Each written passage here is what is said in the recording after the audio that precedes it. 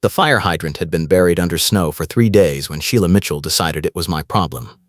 I had moved to Milwaukee 8 months earlier for a community event job that paid decently and kept me close to the venues where I actually understood how crowds and meetings work. Pine Hollow Community Association was a townhome complex with shared walls and non-stop complaints. The kind of place where people filed violation reports because your car was parked 6 inches over an invisible line. My health had been fragile, that winter sleep disruption was making it worse, and I needed predictable mornings because my work required a work vehicle to be ready at dawn and towing would wreck the week. The hydrant sat near my corner unit, half buried under a plow pile, and Sheila, the communications director who controlled emails and blasts, sent me a notice that accused me of creating a safety hazard by failing to clear it. I had never touched the hydrant. The city plow had dumped the snow there 2 nights earlier during a midnight pass, and I had been asleep when it happened. I read the notice twice. It claimed the hydrant was my responsibility under a city ordinance that required property owners to maintain clear access to fire safety equipment within 10 feet of their lot line. The hydrant was technically on the curb strip, which meant it sat in the city right-of-way, not on HOA property and definitely not on mine. I called the city clerk that morning and asked for clarification. The clerk, a patient woman named Diane, pulled the ordinance text and read it to me over the phone. The rule applied to commercial properties only, she said, and even then it required the fire department to issue a formal notice before any enforcement. Residential properties had no such obligation unless the fire department made a specific request, which they had not. I asked her to send me an email confirming that interpretation. She agreed and said she would send it within the hour. Sheila showed up at my door that afternoon with a clipboard wrapped in a clear plastic sleeve because of the snow. She was a middle-aged white woman with black hair pulled into a bun, wearing a purple belted wool coat and a black knit beanie. She knocked hard enough that I heard it over the hum of my space heater. I opened the door and she did not wait for a greeting. "You are going to do this the easy way or the hard way," she said, her voice clipped and loud. "The hydrant is a safety issue and the board has authorized immediate action if you refuse to comply." I told her I had spoken to the city clerk and the ordinance did not apply to me. She cut me off. "I have screenshots," she said, "so you are done." She held up her phone and showed me a photo of the hydrant with a timestamp from that morning. "I do not care what the city told you," she continued. "The HOA has its own rules and you signed the covenants when you bought this place. Clear the hydrant by tomorrow or we file a lien." I kept my tone even. "I am not refusing," I said. "I am telling you the city confirmed this is not my responsibility." She shook her head and tapped the clipboard. "The board met last night and we voted to enforce the hydrant rule under emergency winter conditions. You have 24 hours. If the hydrant is not cleared, we will contract the work and bill you for it, plus a $200 administrative fee and any legal costs if you dispute the charge." I asked her to show me the covenant section that mentioned fire hydrants. She turned and walked back to her car without answering. I watched her drive away and then I went inside and checked my email. Diane had sent the confirmation. I saved it and printed 2 copies. The next morning I woke up to find a bright orange door hanger on my front handle. It was a formal violation notice from Pine Hollow Community Association, listing my address and the hydrant as the infraction. The notice said the board had authorized a lien if I did not remedy the issue within 48 hours, and it included a line that said failure to comply may result in collections activity and attorney fees. I took a photo of the notice and checked the timestamp metadata. Then I walked to the hydrant and took another photo showing the snowbank still untouched. I called a neighbor named Greg who lived 2 units down and sat near the front at meetings and recorded everything. Greg was retired and spent his winters documenting HOA overreach because he had been fined 3 times for parking violations that turned out to be measurement errors. He answered on the second ring, and I explained the situation. He told me to forward him everything I had and said he would bring his recorder to the next board meeting. That afternoon, a plow contractor showed up unannounced and tried to enter my yard to measure the snow piles. I was inside making lunch when I heard boots crunching on the ice near my side gate. I looked out the window and saw a man in a reflective vest and a hard hat walking along the fence line with a tape measure. I grabbed my jacket and went outside. The man turned when he heard the door and held up a hand. "HOA sent me," he said. "I need to measure the hydrant clearance for the work order." I told him he was on my property without permission and needed to leave. He shrugged and said he was just doing his job. I pulled out my phone and started recording. He noticed the camera and his expression changed. "I am not looking for trouble," he said. "I will come back when you are not here." I told him if he came back without my permission, I would call the police. He muttered something under his breath and walked back to his truck. I called Greg again and told him about the contractor. He said the HOA had no authority to send workers onto private property without consent, and if they did it again, I should file a police report for trespassing. I asked him if he thought the board would back down. He laughed. "Not Sheila," he said. "She is in too deep now. She will keep escalating until someone makes her stop." I thanked him and hung up. Then I sat down and wrote a detailed email to the board explaining the city clerk confirmation, the trespassing contractor, and the bogus lien threat. I attached Diane's email and the photos I had taken. I sent the email to all 7 board members and copied Greg. Within an hour, I got a reply from Sheila. She said the board had reviewed my complaint and determined that the city clerk's interpretation was irrelevant because the HOA covenants superseded local ordinances in matters of community safety. She said the lien would proceed as planned unless I cleared the hydrant by the end of the week. I kept my phone in my pocket because I was saving one clip for the finale. 2 days earlier, I had been standing near my mailbox when Sheila pulled up in her car and walked to my door. She had knocked twice and then taped a notice to the frame before driving away. I had filmed the entire interaction from across the street using my phone's zoom feature. The video showed her placing the notice and then getting back in her car. The timestamp matched the same day she had later claimed she never came by in person and had only sent notices by mail. I had not mentioned the video to anyone, not even Greg, because I wanted to use it at the right moment when it would have the most impact.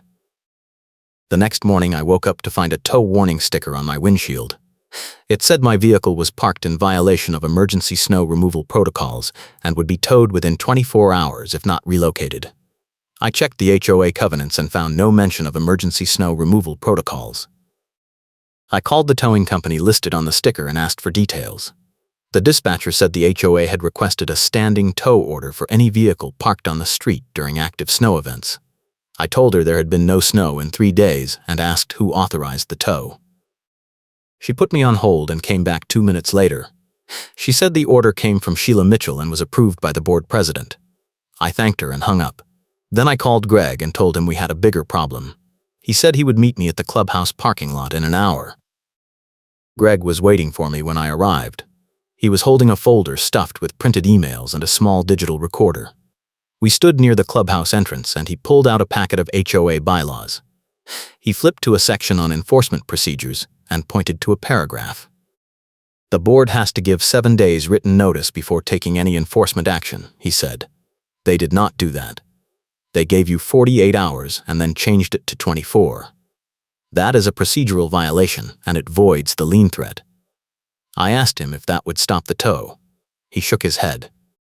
"The towing company does not care about procedure," he said. "They just want the contract. You need to show them proof that the HOA is acting outside its authority." I told him I had the city clerk email and the video of Sheila placing the notice. He smiled. "That might do it," he said. "But you need to get it to the tow company before they hook your car." I drove to the towing company office and asked to speak to the manager. A woman in her 50s came out from the back and introduced herself as Linda. I explained the situation and showed her the city clerk email, the HOA bylaws section on notice requirements, and the video of Sheila taping the notice to my door. Linda watched the video twice and then looked at the email. She asked me if I had filed a formal dispute with the HOA. I said I had sent an email to the board, but they had refused to acknowledge the city's confirmation. She nodded and said she would put a hold on the tow order until the board provided written documentation that the hydrant rule was enforceable. I thanked her and left. I knew Sheila would find out within hours and I wanted to be ready. Sheila called me that evening. Her voice was tight and controlled. "You went over my head," she said. "That was a mistake. The board has decided to move forward with collections and we are adding attorney fees to the total. You now owe the HOA $800 for the hydrant clearing, the lien filing, and legal consultation." I told her the towing company had put a hold on the order because the HOA could not provide valid enforcement documentation. She was quiet for a moment. Then she said the board would discuss the matter at the next meeting, and I was welcome to attend. I asked her when the meeting was. She said Friday at 7, 3 days away. I told her I would be there. She hung up without saying goodbye. I spent the next 2 days gathering every piece of evidence I had.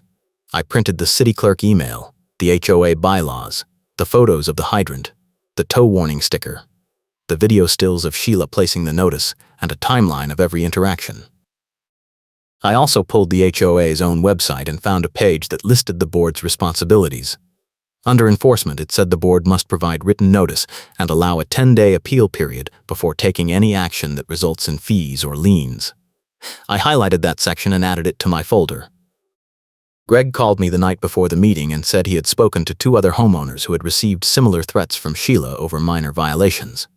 He said they were planning to attend the meeting and speak during the open comment period.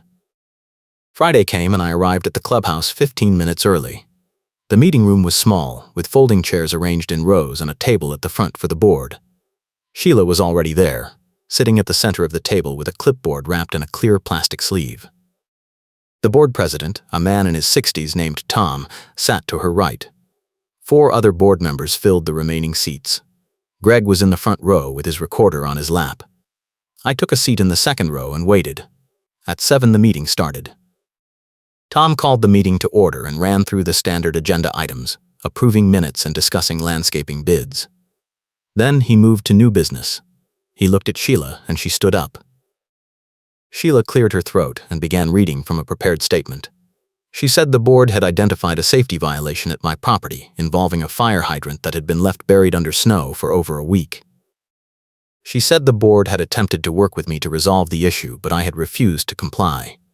She said the board had no choice but to proceed with enforcement, which included a lien filing and collections activity. She looked directly at me. "You are going to do this the easy way or the hard way," she said. "The board has been more than patient." I raised my hand and Tom nodded. I stood up and pulled out my folder. I said I had documentation that contradicted everything Sheila had just said. Tom looked uncomfortable but told me to continue. I walked to the front and handed Tom a copy of the city clerk email. I explained that the ordinance Sheila had cited did not apply to residential properties and that the city had confirmed this in writing. Tom read the email and passed it to the board member on his left. I then handed him a copy of the HOA bylaws with the enforcement procedures highlighted. I pointed out that the board had violated its own rules by not providing the required notice period. Tom frowned and looked at Sheila. She waved a hand dismissively. "The city clerk is wrong," she said. "We have our own legal interpretation and it supersedes hers." I asked her to show the board that interpretation. She hesitated and then said the HOA attorney had reviewed the matter and agreed with the board's position. I asked if the attorney had provided that opinion in writing. She did not answer. Greg stood up and held up his recorder. "I have been recording every board meeting for 6 months, he said. At the January meeting, Sheila said the board had not consulted an attorney on any enforcement matters because the budget did not allow for it. Tom's face went red.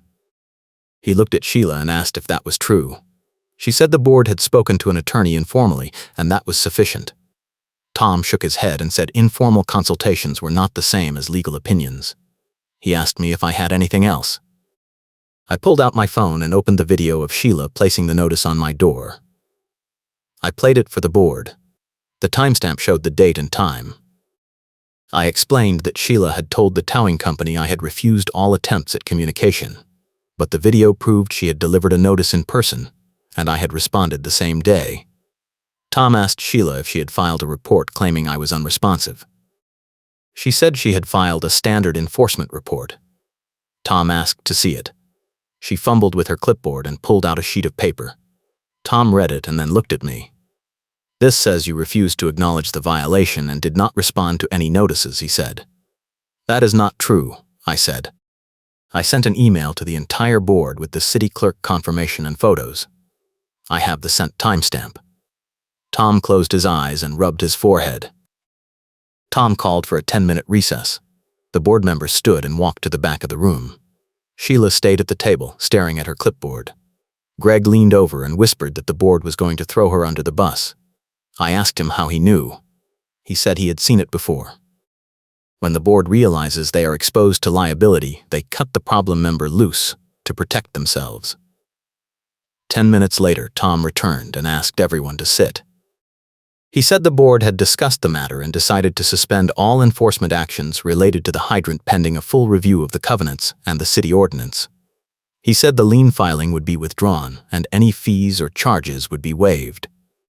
He looked at Sheila and said the board would also be reviewing its internal communication procedures to ensure accuracy in future enforcement reports. Sheila's face went white. She stood up and said the board was making a mistake. Tom told her to sit down. She grabbed her clipboard and walked out of the room. I thought that was the end of it. I was wrong. The next morning I woke up to find my car had been towed anyway. I called the towing company, and Linda answered. She sounded apologetic. "I am sorry," she said. Sheila called late last night and said the board had reversed its decision and authorized an emergency tow. She said the vehicle was parked illegally and posed a safety risk during snow operations. I told Linda that the board had suspended all enforcement actions and asked if Sheila had provided any documentation. Linda said Sheila had sent an email, but it did not include board authorization, just her own signature. I asked where my car was. Linda gave me the impound lot address and said the release fee would be $250. I told her I was not paying and that I would be filing a complaint with the city.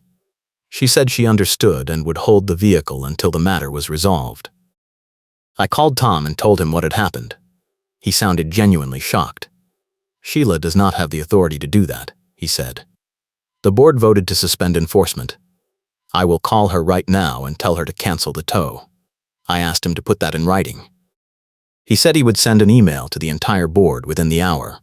I hung up and called Greg. He said this was the opening I needed. If Sheila had acted without board approval, she had exposed herself and the HOA to liability for wrongful towing. He told me to document everything and file a complaint with the county. I asked him if he thought the HOA attorney would get involved now. He laughed. "If the HOA even has an attorney," he said. "I think Sheila has been bluffing this whole time." Tom's email arrived an hour later. It was addressed to the entire board and copied me. It said the board had not authorized any towing actions and that Sheila had acted independently in violation of board policy. It said the board was requiring Sheila to provide a full written explanation of her actions by the end of the day. It also said the board was placing Sheila on administrative leave pending an investigation. I forwarded the email to Linda and asked her to release my vehicle without charge. She called me back 20 minutes later and said the vehicle was ready for pickup. She also said the towing company was severing its contract with Pine Hollow Community Association effective immediately. I asked her why. She said the company did not work with clients who misrepresented their authority. I thanked her and drove to the impound lot. That afternoon, I received an email from an attorney named Paul Hutchins. He introduced himself as the HOA's legal counsel and said he had been retained to review the fire hydrant enforcement matter. He said he had reviewed the city clerk email, the HOA bylaws, and the board minutes from the most recent meeting. He said it was his opinion that the HOA had no authority to enforce the fire hydrant rule and that any fees or charges assessed against me were invalid. He said he had advised the board to issue a formal apology and to withdraw all enforcement actions. He also said he would not be representing the board in any further actions related to this matter. I read the email 3 times. Then I called Greg. He said the attorney had walked away because he did not want to be associated with a losing case. He said that was the twist we needed. With no attorney, the board would have no legal cover and they would panic. I decided it was time to deploy the trump card. I had been holding one final piece of evidence that I had not shared with anyone. Earlier that week, I had received a written statement from the city fire marshal confirming that the fire department had not issued any notices or requests related to the hydrant on my street. The marshal had also stated that the hydrant was the city's responsibility to maintain and that homeowners were not required to clear snow from hydrants unless specifically requested by the fire department in writing. I had kept this document private because I wanted to use it at a moment when it would have maximum impact. That moment was now. I drafted an email addressed to every homeowner in Pine Hollow Community Association. I attached the fire marshal statement, the city clerk email, the HOA attorney's withdrawal letter, and the board's suspension email. I wrote a short summary explaining that the board had threatened me with liens and collections over a rule that did not exist, and that the HOA attorney had confirmed the board's actions were invalid. I ended with a suggestion that homeowners review their own violation notices to ensure they were based on actual enforceable rules. I scheduled the email to send at 6 in the evening, 1 hour before the emergency board meeting that Tom had called to address the situation. At 6, the email went out to all 237 homeowners in the complex. By 6:30, my phone was lighting up with replies. Homeowners were forwarding the email to each other and copying the board.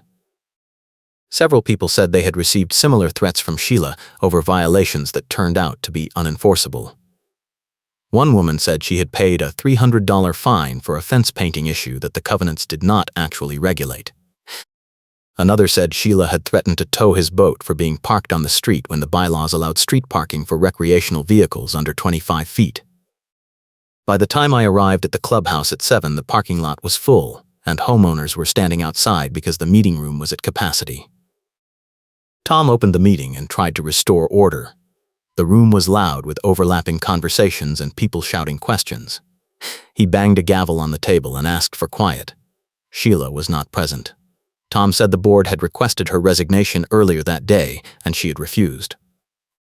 He said the board was now voting to remove her from the communications director position effective immediately. He asked for a motion. One board member raised a hand, and another seconded. The vote was unanimous. Tom then addressed the fire hydrant matter. He said the board had reviewed all the evidence and determined that the enforcement action was invalid. He said the board would be issuing a formal apology to me and would be conducting a full audit of all violation notices issued in the past year. He said any homeowner who believed they had been charged for an unenforceable violation could submit a refund request to the board for review. A woman in the back stood up and asked why the board had allowed Sheila to operate without oversight for so long.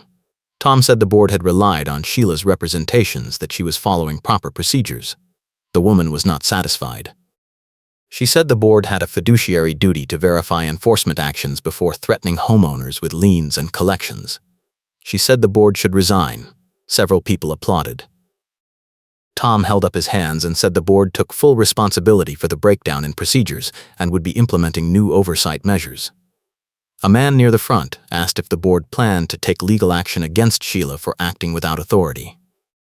Tom said the board was consulting with a new attorney and would make a decision after reviewing all options.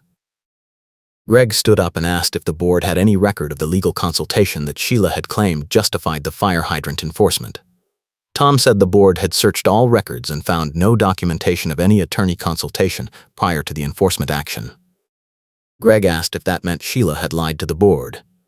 Tom paused and then said it appeared Sheila had misrepresented the legal basis for the enforcement. The room erupted. People were shouting that Sheila should be prosecuted for fraud. Tom banged the gavel again and said the meeting was adjourned. Homeowners continued shouting questions as the board members filed out through a side door. I left the clubhouse and walked to my car. The snow had started falling again, light flakes that melted on contact with my jacket. I sat in the driver's seat and checked my phone. I had 17 new emails, most from homeowners thanking me for exposing the board's practices. One email was from Tom. He said the board had voted to hire an independent management company to oversee all future enforcement actions and that Sheila's access to HOA systems had been revoked. He said the board would be sending a formal written apology to my address within 3 business days. I closed the email and started the engine. The next morning I woke up to find Sheila standing near the fire hydrant with a shovel. She was clearing the snow by hand, throwing scoops onto the sidewalk. I grabbed my jacket and walked outside. She saw me coming and stopped. Her face was red from exertion and cold. "You think you won," she said. "You did not win anything. The board is going to reinstate me once this blows over." I told her the board had already hired a management company and she was done. She shook her head. "I have screenshots," she said. "So, you are done." I pulled out my phone and started recording. She noticed the camera and her expression changed. She dropped the shovel and walked toward me. "You are going to regret this," she said. I kept the camera on her and did not move. She stopped 3 feet away and pointed at the hydrant. "That is still your responsibility," she said. "The city is going to fine you, and I am going to make sure everyone knows. I told her the fire marshal had confirmed in writing that the hydrant was the city's responsibility, and that I had sent his statement to every homeowner in the complex. She stared at me for a long moment, and then turned and walked back to her car. 2 weeks later, I received a certified letter from the county court. The HOA had filed a motion to dismiss my complaint, and the judge had denied it. The court scheduled a hearing for the following month. I called Greg and told him. He said he would testify if needed. The hearing was short. The judge reviewed the evidence and asked the HOA's attorney, a new lawyer named Susan Parks, if the board had any documentation proving the fire hydrant rule was enforceable. She said the board did not. The judge asked if the board had followed its own bylaws when issuing the enforcement notice. She said the board had not. The judge asked if the board had any legal basis for threatening liens and collections. She said the board did not. The judge then turned to me and asked if I was seeking damages. I said I was seeking a court order requiring the board to correct the meeting minutes and preserve all communications going forward to prevent future abuses. The judge granted the order and added a provision requiring the board to send written notice to all homeowners explaining the court's findings. The hearing ended, and I walked out into the cold. Sheila left Pine Hollow 3 months later. I heard from Greg that she had moved to a condo complex on the other side of the city. The board hired a professional management company that implemented transparent enforcement procedures and required board approval for any notice that included fees or legal threats. The fire hydrant remained buried under snow for the rest of that winter. The city cleared it in March when the plows made their final pass. I never received another violation notice. My health improved once the sleep disruptions stopped. I kept the clipboard wrapped in a clear plastic sleeve as a reminder that documentation wins fights and that people who threaten you with screenshots usually have nothing worth showing.